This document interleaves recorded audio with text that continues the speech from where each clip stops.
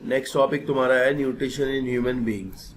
ठीक है, ये तो भैया यहीं से शुरू करते हैं। लिखा है the elementary canal is basically a long tube extending from the mouth to the anus. हमारे अंदर क्या होता है, जैसे यहाँ तो इंट्रा सेलुलर डाइजेशन था, सेल के अंदर डाइजेशन था। हमारे अंदर जो डाइजेशन होता है वो ट्यूब में होता है, ट्यूबुलर डाइजेशन है, सेल के अंदर नहीं है। यानी आप ये जो माउथ से लेकर के माउथ, ईसोफेगस और stomach, small intestine, large intestine, एक बड़ा ट्यूबुलर स्ट्रक्चर है। और इस ट्यूबुलर स्ट्रक्चर की जो ट्यूब लाइक पार्ट है ना, इसको बोलते हैं एलिमेंट्री कैनाल पूरे को ही। इस एलिमेंट्री कैनाल में हमारा डाइजेशन होता है, ना कि सेल्स के अंदर जा करके। सेल्स तो हमारी डाइजेस्टेड फूड लेती है, पहले से पचा पचाया जो फूड होता है ना वो सेल के पास पहुंचाया जाता है। ठीक है, ठीक है। We can see that the tube has different part. Tube के अलग अलग पार्ट होते हैं, उनके अलग अलग फंक्शंस होते हैं। What happen to the food once it enter the body. Food अगर अंदर जाता है तो उसके साथ क्या क्या होता है ये हम यहाँ पर पढ़ेंगे। नेक्स्ट है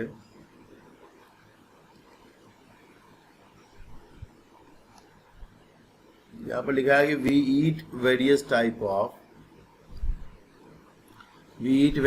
of food which has to pass through the same digestive tract. ठीक है ना, कि हम जो है विभिन्न प्रकार की चीजें खाते हैं। We eat various type of food which has to pass through the same digestive tract. Naturally, the food has to be processed to generate particles which are small and of the same texture. ठीक है, बात ये है कि जो food होता है उसको छोटे टुकड़ों में तोड़ा जाता है, जो छोटे टुकड़े एक जैसे होते हैं। And this is achieved by the crushing of food with our teeth. तो यहाँ से आपसे क्वेश्चन पूछा जाता है कि भाई टीथ का काम क्या होता है। टीथ का काम होता है फूड को क्रश करना, चबाना, ताकि वो डाइजेस्टेबल हो जाए, उसके ऊपर एंजाइम जो होते हैं वो काम कर सके। ठीक है ना। तो टीथ्स के लिए आपको याद रखना है कि आपके जो टीथ्स हैं वो 4 टाइप के टीथ होते हैं आपके, जिनमें से आपके जब आपके जो जॉ है उसको अगर हम 4 पार्ट में बांट ले इस तरह से, अपर लेफ्ट, अपर हाफ और लोअर हाफ, लेफ्ट और राइट, ऐसे। तो इसमें अगर आप बात करते हैं तो इधर इंसीजर दो इंसीजर इधर होते हैं, एक कैनाइन होता है। कैनाइन कितना होता है 1, I2, C1, और प्री मोलर आपके होते हैं 2, मोलर होते हैं आपके 3। इसी तरह इधर होते हैं आपके इंसीजर 2, कैनाइन 1, प्री मोलर 2 और मोलर 3। तो ऊपर कितने होंगे 8 और 8 16, नीचे कितने होंगे 8 और 8 16, 16 32 32 हो जाएंगे। ठीक है ना। तो आपको ध्यान रखना है टीथ्स आर ऑफ 4 टाइप, जिनमें से इंसीजर, दूसरे होते हैं कैनाइन, जो कार्निवोरस टाइप के होते हैं वो कैनाइन कहलाते हैं। तीसरे होते हैं प्री मोलर, चौथे होते हैं मोलर। ठीक है, लिखा है this is achieved by crushing the food with our teeth, and since the lining of the canal is soft, the food is also wetted to make it passage smooth. ठीक है ना। तो ये कह रहे हैं कि जब लाइनिंग सॉफ्ट होती है तो उसमें फूड को स्मूथ करना पड़ता है, मिक्स करके सलाइवा, तो उसके साथ माउथ से वाटर जैसे कुछ ऐड करना पड़ेगा। उसके लिए आपका जो बकल कैविटी होती है, आपका जो माउथ होता है जिसको हम बकल कैविटी बोल रहे हैं, उस बकल कैविटी के अंदर आपको 3 पेयर आपके सलाइवरी ग्लैंड्स के मिलते हैं। 3 pair of salivary glands are present, जिनमें से आप देख सकते हैं एक सबसे बड़ी आपको दिख रही है, उसका नाम है पैरोटिड ग्लैंड। क्या नाम है इसका? पैरोटिड। फिर उसके नीचे आपको दिख रही होगी सब मैंडिबुलर, एक है सब यहाँ आपके नीचे, एक है सब लिंगुअल। तो 3 पेयर यहाँ सलाइवरी ग्लैंड के होते हैं। एक तो आप इसे जूम करके देख सकते हैं अपने हाथ से, तो पैरोटिड ग्लैंड एक होती है सब मैंडिबुलर ग्लैंड, दूसरी होती है सब लिंगुअल ग्लैंड। ठीक है, तो सब लिंगुअल यहाँ होते हैं जीभ के नीचे, और इनसे जो पाइप होते हैं, डक्ट जो होती है वो आकर के बकल कैविटी में आपकी खुलते होते हैं, और यहाँ पर सलाइवा सिक्रीट होता रहता है। तो मेन कंपोनेंट जो सलाइवा के रहते हैं वो रहता है, जैसे पैरोटिड से मेन कंपोनेंट आता है salivary amylase.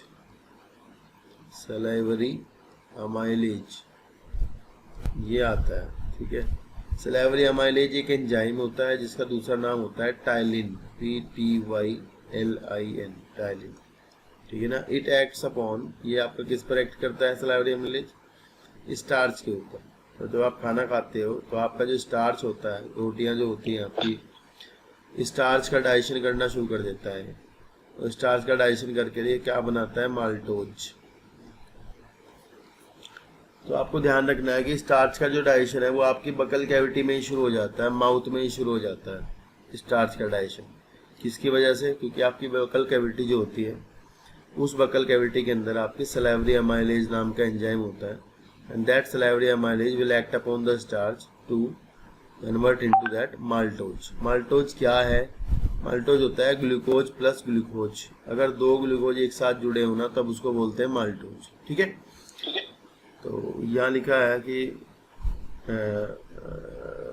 another aspect of the food is which ingest its complex nature. If it is to be absorbed from the alimentary canal, it has to be broken down into smaller molecules. This is done by the biological catalyst. तो biological catalyst कौन होते हैं? Enzymes होते हैं। अगर आपसे पूछा biological catalyst कौन है तो एंजाइम वो होता है जो रिएक्शन में बिना भाग लिए, are those organic compounds they will not take part into the reaction but increase the rate of the reaction. तो वो रिएक्शन के रेट को बढ़ा देते हैं, तेजी से कराते हैं जो भी रिएक्शन होती है एंजाइम्स, ठीक है ना, और वो प्रोडक्ट में कन्वर्ट कर देते हैं सबस्ट्रेट को। यहाँ लिखा है the saliva contain an enzyme called salivary amylase. तो हमने बता दिया कि भाई सलाइवरी अमाइलेज होता है, उसको हम टाइलिन भी कहते हैं। और साथ में जो आपका सलाइवा होता है उसके अंदर आपको लाइसोजाइम्स भी मिल जाएंगे। लाइसोजाइम जो होते हैं वो आपको, उनका काम होता है बैक्टीरिया को किल करना। अगर आपके फूड में बैक्टीरिया वगैरह है तो उनको मार देते हैं बैक्टीरिया, ठीक है। नेक्स्ट देखो, the saliva contain an enzyme called salivary amylase and that break down starch which is a complex molecule to give simpler sugar. तो ये बताया नहीं है सिंपल कौन है, माल्टोज। मैंने आपको बता दिया है कि maltose is a simple sugar. फिर लिखा था food is mix thoroughly the saliva and moved around the mouth while chewing by the muscular tongue. तो मस्कुलर टंग जो आपकी है उसका काम होता है मिक्स करना फूड को, ठीक है। नेक्स्ट देखो, it is necessary to move the food in the regulated manner. तो यहाँ से आपसे क्वेश्चन पूछा आएगा कि जब आपका फूड जो माउथ है, माउथ से आपका फूड ईसोफेगस में पहुंचेगा, ये आपकी ईसोफेगस है, सपोज करो दिस वन, इसके अंदर फूड आता है, तो इसके अंदर फूड को हम क्या बोलते हैं? बोलस। और इसमें आपकी जो ईसोफेगस है, इसमें एक इस तरह का मूवमेंट होता रहता है कि वो मूवमेंट जो है पूरी जो आपकी एलिमेंट्री कैनाल है पूरी उसमें चलता रहता है, जिससे फूड जो है वो एक ही डायरेक्शन में मूव करता है, आगे पीछे नहीं आता। तो वो जिस तरह के मूवमेंट होते हैं जो कि फूड को केवल एक ही डायरेक्शन में लेकर जाते हैं, उनको हम कहते हैं पेरिस्टाल्टिक मूवमेंट्स। क्या कहते हैं? पेरिस्टाल्टिक मूवमेंट, ठीक है ना। तो यहाँ पर लिखा है कि रेगुलेटेड मैनर में आपका फूड जो है वो डाइजेस्टिव ट्यूब में आगे जाता रहता है। The lining of canal has muscles that contract rhythmically. तो ये आपसे यहाँ से पूछा जाएगा, आपका क्या सवाल होगा कि पेरिस्टाल्टिक मूवमेंट्स कहाँ पर चलते हैं, इनका क्या फायदा होता है, ये सब। तो आप बताएंगे कि भाई the lining of the canal has muscles that contract rhythmically in order to push the food forward and these peristaltic movements occur all along the gut। तो पूरी जो गट है, पूरी जो लाइनिंग है, उसमें मूवमेंट चलते रहते हैं। मूवमेंट का काम होता है कि भाई ये मूवमेंट्स आपके जो फूड है उसे आगे भेजने का काम करते हैं, पीछे नहीं आएगा फूड, ठीक है, ये ध्यान रखना। नेक्स्ट है कि from the mouth the food is taken to the stomach through the food pipe और oesophagus. The stomach is a large organ which expands when food enters it. The muscular wall of the stomach help in mixing the food thoroughly with the more digestive juice। ठीक है ना। तो muscular जो walls होती हैं stomach की, उन दीवारों के अंदर ना चर्निंग मूवमेंट चलते रहते हैं। चर्निंग मूवमेंट ऐसे होते हैं जैसे आप किसी थैले को पकड़ करके हिला रहे हो, वो सारे मूवमेंट जो आपके फूड है उसको प्रॉपरली मिक्स करने के काम आते होते हैं, ठीक है ना। इसके बाद आपका जब फूड ईसोफेगस से यहाँ पर पहुँचता है स्टमक में, तो देखिए उसके साथ क्या क्या होता है वो हम यहाँ देखेंगे।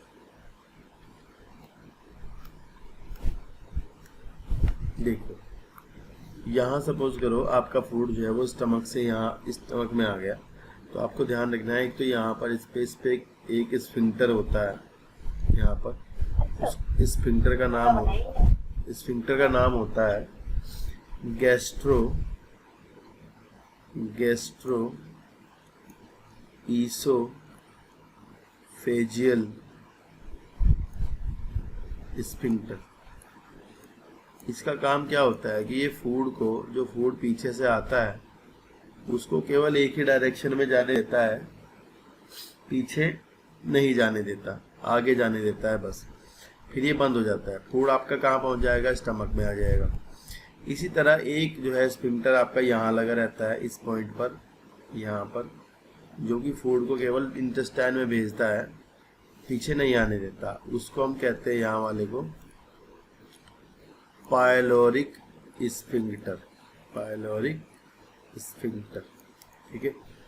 तो ये ध्यान रखना है। स्टमक आपका थैले जैसा जे शेप का होता है, ये इसके अंदर होता क्या है, फूड आपका मान लो यहाँ पहुँच जाएगा। जब यहाँ फूड पहुँचता है तो आपके स्टमक के अंदर कुछ लाइनिंग में इसकी ग्लैंड्स होती है। वो ग्लैंड्स क्या बनाना शुरू करती हैं, हाइड्रोक्लोरिक एसिड HCl और म्यूकस, और साथ ही कुछ एंजाइम्स जो कि प्रोटीनों को डाइजेस्ट करते हैं, पेप्सिन, ठीक है। तो ये बात हम यहाँ इधर लिख लेते हैं एक बार। होगा क्या, इन स्टमक, कहाँ की बात कर रहे हैं, स्टमक की बात कर रहे हैं। स्टमक के अंदर आपका जो एक एंजाइम होता है उसका नाम है पेप्सिनोजन,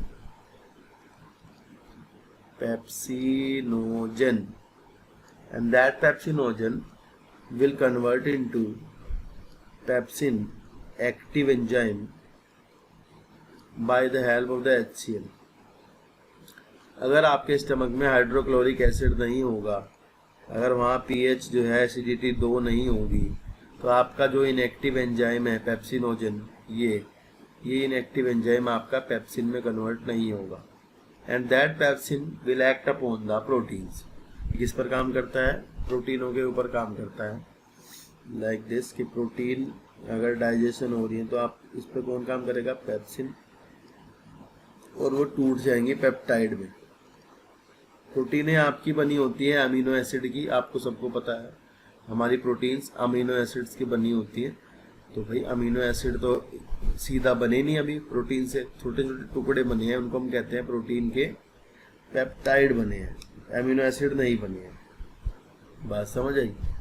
तो ये काम करता है पेप्सिन, आपके स्टमक में ये काम होता है, ठीक है। एक और दूसरी तरह का यहाँ पर आपको एंजाइम मिल जाता है, उसका नाम होता है रेनिन, ठीक है। तो रेनिन का काम होता है कि वो रेनिन मिल्क प्रोटीन को डाइजेस्ट करता है। रेनिन फॉर मिल्क प्रोटीन, जो छोटे बच्चे होते हैं उनमें मिलता है, बड़े बच्चों में नहीं मिलता है, बड़ों में तो ये खत्म हो जाता है रेनिन, ठीक है। दूध की जो प्रोटीन होती है उसको डाइजेस्ट करने के लिए रेनिन होता है पेट में ही, तो वो हमारे अंदर नहीं मिलता है, अडल्ट होने के बाद बच्चों में ही मिलता है। इसके बाद जब फूड आपका पीछे, तो हमने कहा था यहाँ पर, तो हम उसको बोलस कहते थे। यहाँ आने के बाद अब वो काइम बन गया, क्या बन गया, crime. Now the acidic food with HCl enter into the small part of the first part of the small intestine, that is duodenum. Here we can write, यहाँ लिखा भी है देखो पहले ही कि duodenum is the of the small intestine. The food will enter into the duodenum part here, ठीक है। Further जो डाइजेशन होगा वो कहाँ पर होगा, duodenum वाले पार्ट में होगा।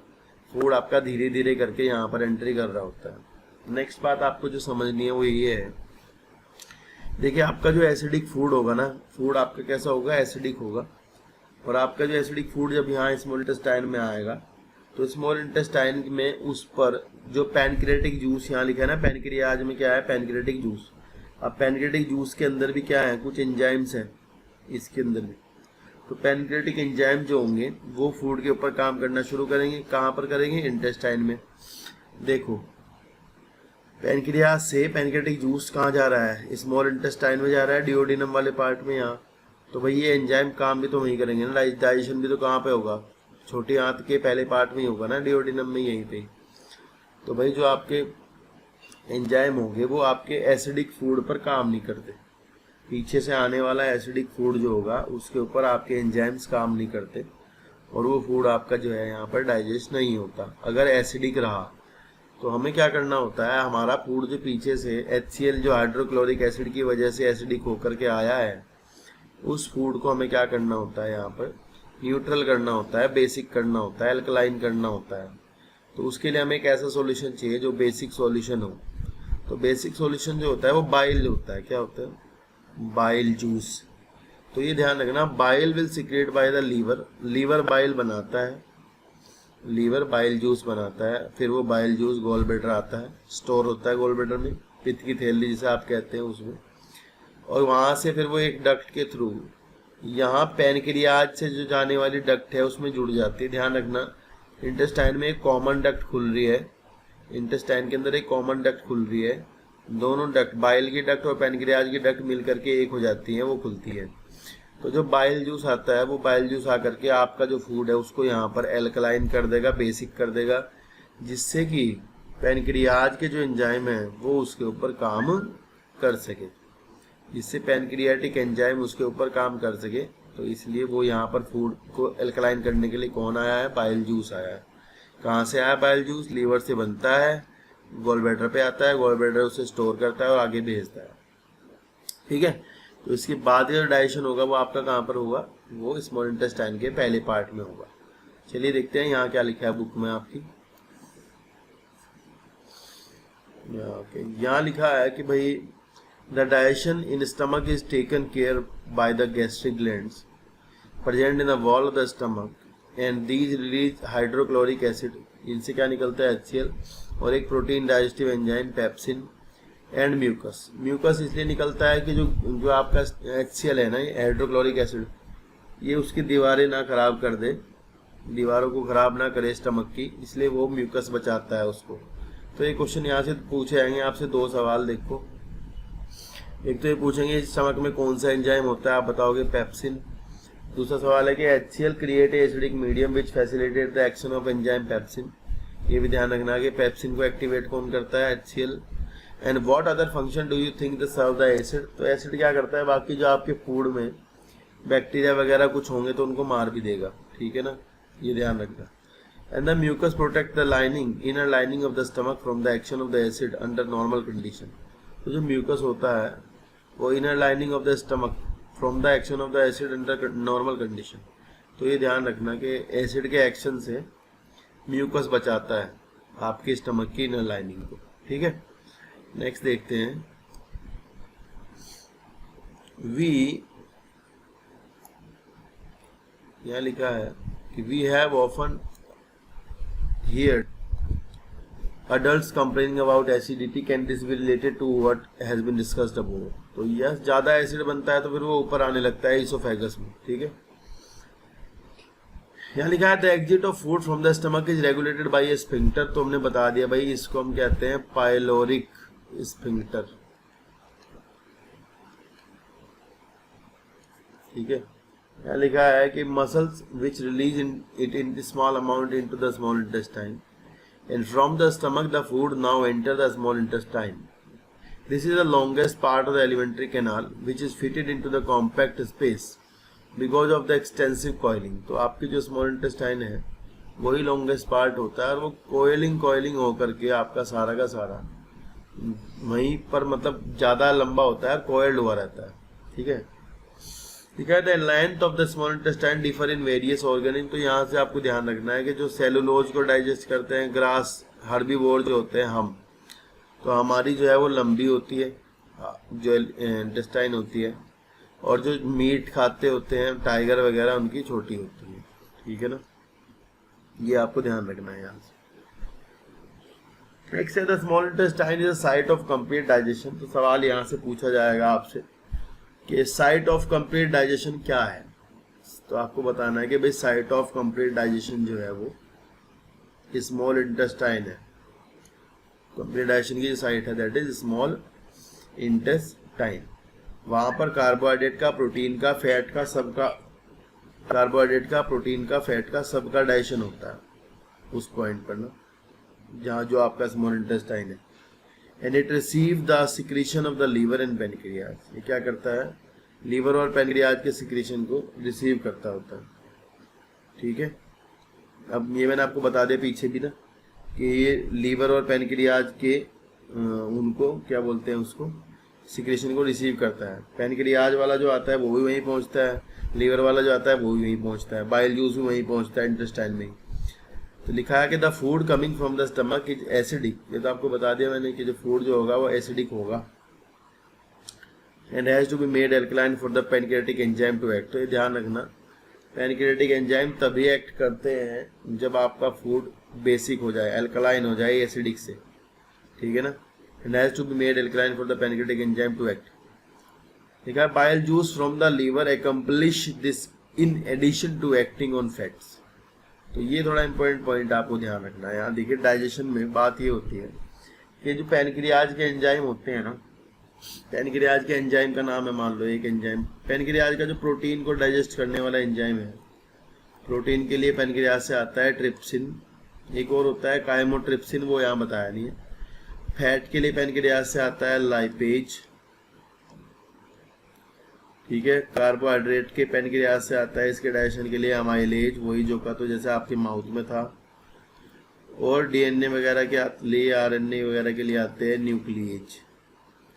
तो पैनक्रियाज से सारी तरह के मॉलिक्यूल को डाइजेशन करने के लिए एंजाइम आते हैं। लेकिन प्रॉब्लम ये है कि जो फैट वाले लाइपेजेज होते हैं ना, लाइपेज डायरेक्ट फैट के ऊपर एक्ट नहीं कर पाते। लाइपेजेज लिपिड यानी फैट के ऊपर डाइजेस्ट करने वाले एंजाइम डायरेक्टली काम नहीं कर पाते, क्योंकि पहले जो फैट होती है, अगर मान लो ये बड़ा मॉलिक्यूल फैट का है तो इसको छोटे छोटे में तोड़ना पड़ता है। इसमें इनको बोलते हैं माइसेली। ठीक है, इसके लिए यहाँ चाहिए होता है bile salt. Bile salts, bile juice जो होता है उसके अंदर क्या होते हैं, बाइल सॉल्ट होते हैं। वो उसको फैट को स्मॉल छोटे छोटे ग्लोब्यूल्स में तोड़ता है, उसके ऊपर फिर अब लाइपेज एंजाइम काम करता है बाद में। ठीक है, तो ये ध्यान रखना, इस काम को, ये जो हुआ है यहाँ पर, इसको बोलते हैं इमल्सिफिकेशन।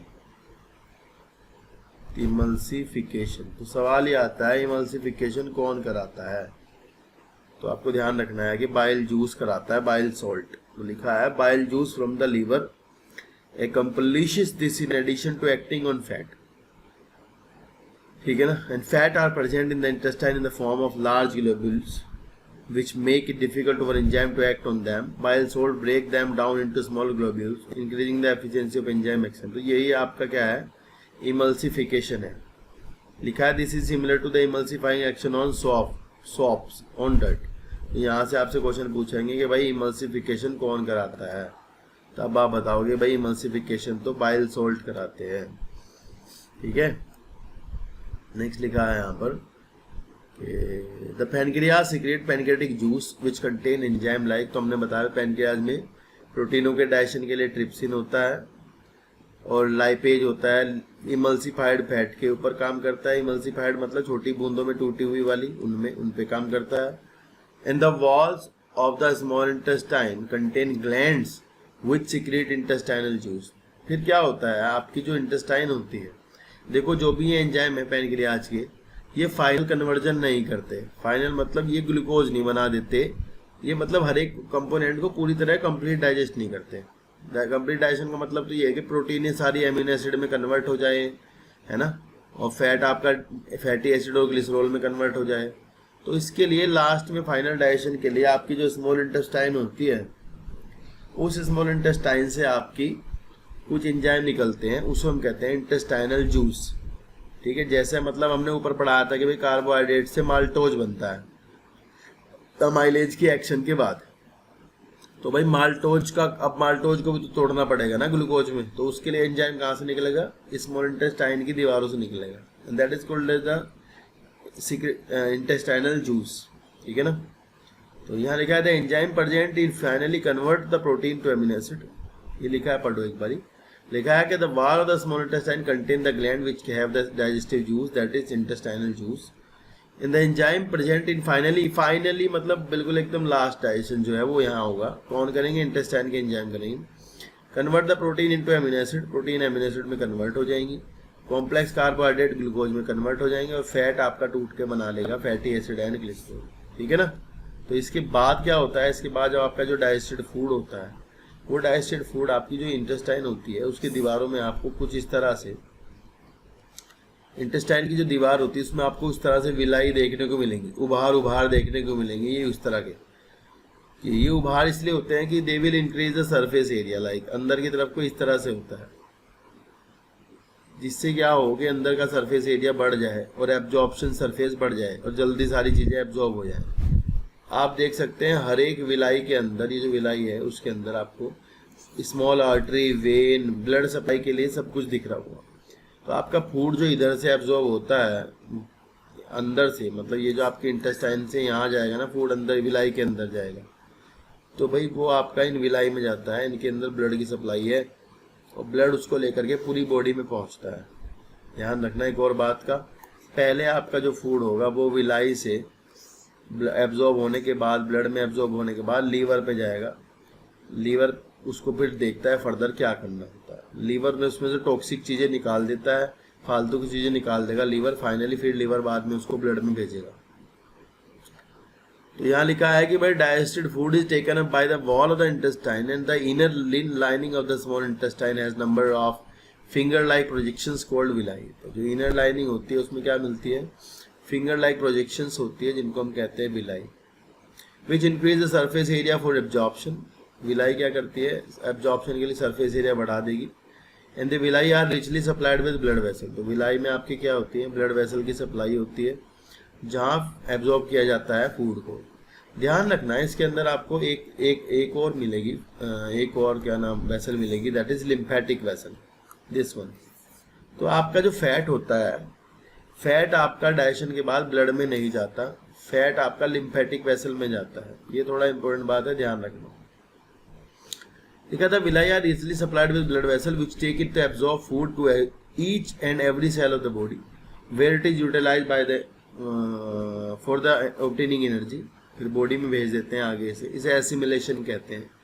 और building up new tissue and the repair of the old tissue, नया टिश्यू बनाने में काम आता है फूड आपका, और पुराने वाले जो होते हैं उनको रिपेयर करने के काम आता होता है। ठीक है। The unabsorbed food is sent to the large intestine where its wall absorb more water from its material। तो यहाँ से सवाल आएगा कि जो लार्ज इंटेस्टाइन है वो क्या करती है, उसमें से फालतू का जो पानी होता है उसको एब्जॉर्ब कर लेती है। ठीक है। And the rest of the material is removed from the body via the anus. तो बचा हुआ जो मटेरियल होता है वो बॉडी से एनस के थ्रू बाहर निकाल दिया जाता है। वहाँ भी एक एनल स्फिंक्टर होता है जो उसको रेगुलेट करता होता है। नेक्स्ट पॉइंट है डेंटल कैरीज, कि भाई रात को आपको ब्रश करके सोना चाहिए। वो इसलिए कि जो आपके फूड के टुकड़े आपके मुंह में रह जाएंगे उन पर बैक्टीरिया काम करेंगे, उन शुगर्स को वो एसिड में कन्वर्ट कर देंगे और वो एसिड आपके दांत का जो इनेमल होगा उसको तोड़ना शुरू कर देता है। ठीक है, एक बार इसको पढ़ लो। Dental caries or tooth decay cause gradual softening of enamel. Enamel आपका hardest part of the body है, डेंटाइन को तोड़ना शुरू कर देते हैं, वाइट जो दांत का होता है उसको। It began with bacteria acting on sugar, जो आपकी शुगर दांतों में फंसे रह जाते हैं रात को, उस पर आपके काम करते हैं बैक्टीरिया और उसको एसिड में कन्वर्ट कर देते हैं। दैट सॉफ्टन और डिमिनरलाइज द एनिमल, जिसकी वजह से एनिमल जो है टूटना शुरू हो जाता है एसिड की वजह से। Masses of bacterial cell together with food particle stick on the teeth to form dental plaque. Saliva जो है वहां पर पहुंच नहीं पाता है, saliva can not neutralise the tooth surface. और brushing the teeth after eating remove the plaque before the bacteria produce acid. If untreated microorganism may invade the pulp causing inflammation and infection. अगर भाई मान लो ऐसा होगा कि ज़्यादा अंदर तक पहुंच जाएंगे, फिर वहाँ इन्फेक्शन हो जाएगा और जो आपका टूथ है वो डीके करना शुरू कर देगा। ठीक है ना। तो यहाँ तक का तुम्हारा ये डाइजेशन का था, न्यूट्रिशन एंड डाइजेशन वाला। इसके बाद जो नेक्स्ट हम पढ़ेंगे दैट इज रेस्पिरेशन। रेस्पिरेशन हम नेक्स्ट पार्ट में पढ़ने वाले हैं। आज की वीडियो में दोस्तों इतना ही। आगे की वीडियो देखने के लिए चैनल को सब्सक्राइब कर दीजिएगा और ये घंटी वाला बटन दबा दीजिएगा ताकि आपको नोटिफिकेशन मिलते रहें। Thank you so much.